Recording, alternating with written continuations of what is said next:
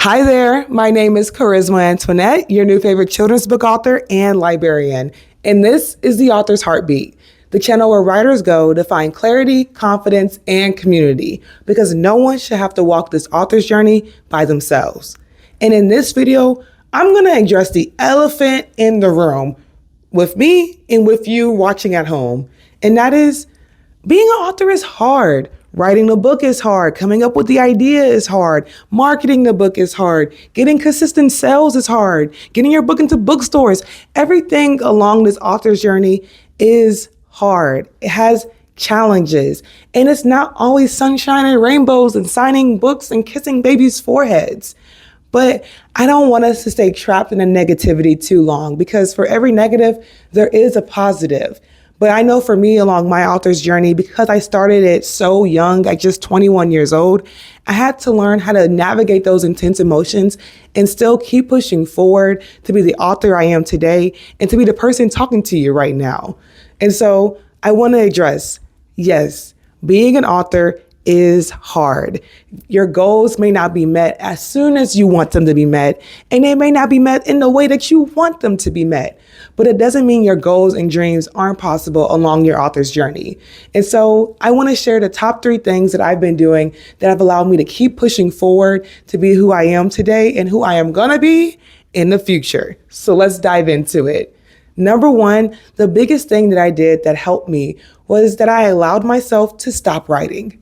What did he say? Right? I know that can sound pretty scary, that you just drop the pen or you put down the keyboard and you don't type anything anymore. But honestly, in those moments of giving myself a rest, I found it to be really helpful and beneficial for myself. But I was intentional about that rest. So when I say I stopped writing, I mean, I just stopped writing my book physically, but I did other things with my creative juices and allowed me to be in community and network with others who were going on a similar journey as me.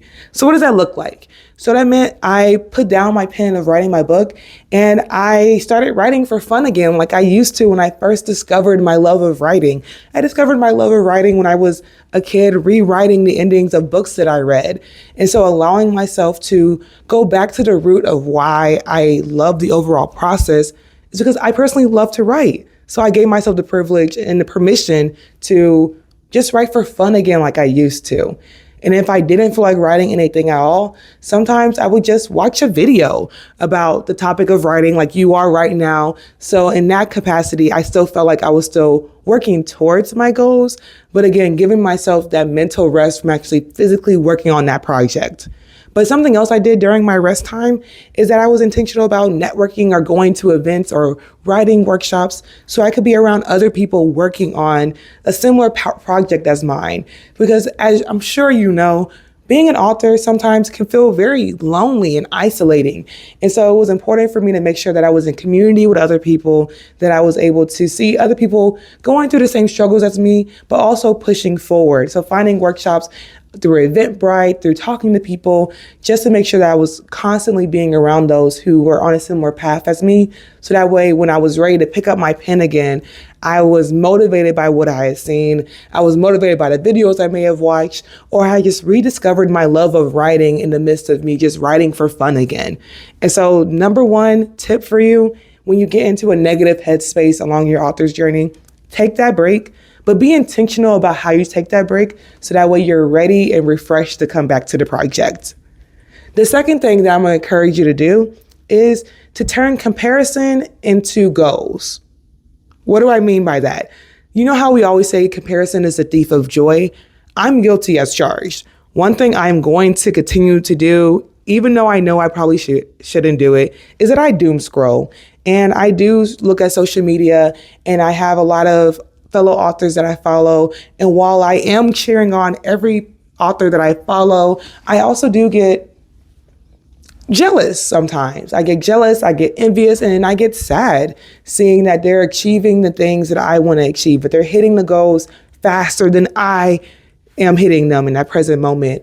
And so because I know that about myself and I know that I'm not turning my phone off, and even though I have an app timer on my phone, that app timer is still going to get turned off if I still want to scroll on social media, it was important for me to learn how to yes, comparison is the thief of joy, but for me, I had to turn that comparison into something constructive so that way it was a little bit more beneficial. And so I just basically made my own vision board of whenever I saw a peer, a colleague of mine hit a goal or hit a milestone that I was aspiring and striving for, I would just pluck that photo from their social media and put it on my own vision board, right? Instead of saying, dang, I wish, or why can't I say, I will get there. I am working towards this. And so making that comparison my new goalpost is a way that I've been able to navigate those feelings and make them more productive for me. So that way when I'm doom scrolling, I'm able to turn it into a positive at the end of the day. This last tip that I have for you is something that this might be my best one, because this is something I apply just across my everyday life. And so not saying I'm going to trademark this idea because it's not super revolutionary, but I am saying that you should give it a try. And that is celebrating your small wins. I know that sounds pretty lackluster, not super exciting or extravagant, but honestly, celebrating your small wins is something that has helped me along my journey, because as an author, there are big things that we need to do and there are some small things that we need to do. But to the general world, the only thing that matters that we do as authors is that we finish the book, that there is a book out there for people to read and buy. That is what the general public cares about. But what they don't know is that behind the scenes, you've made 500 decisions and done 200 things that have led to you getting that book accomplished and done that no one will ever know about. And since they won't know about it, they can't give you that validation of, you did a good job. I'm so proud of you.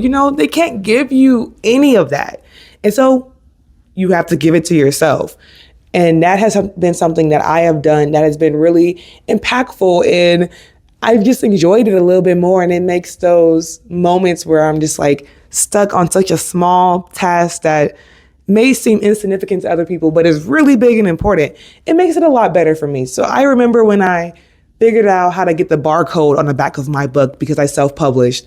And again, that's such a small, insignificant thing that no one will really care about. But for me, someone who was struggling to figure out how to get the barcode, put it in the right spot, make sure I wasn't getting charged or any weird thing like that, it was a really small thing that wasn't that serious. I can do that in my sleep now, but you would not believe how much time I spent trying to figure it out. But after I figured it out, I got ice cream, because I was stressed about it. I couldn't figure it out in that brief moment because you get that decision fatigue situation. And yeah, you can celebrate your small wins. I remember when I booked the venue for my book launch. Celebrate that you booked the venue. Before people even get in the room, before you even decorate and have the event, I booked the venue for the book launch. Let's go. Being able to celebrate those small wins is really rewarding. I found it to be really rewarding because, yes, I want people to read my books and I want them to love them and I want them to fall in love with the characters and I want them to fall in love with the stories in my writing. But more than anything, I want to be proud and fall in love with myself for doing the dang thing, for doing the hard thing, for doing the thing that I wrote about in my journal in private and I was at first timid and shy to share with other people. And so those are my 3 tips that I have for you to help you along the author's journey, because it's hard sometimes. Every day may not be good, but there is good in every single day. So don't forget to celebrate those small wins, to turn your comparison into clarity for your future goals, and give yourself that grace to take a break from writing for a moment if you need to. But those are just my tips and tricks that I've used along my author's journey.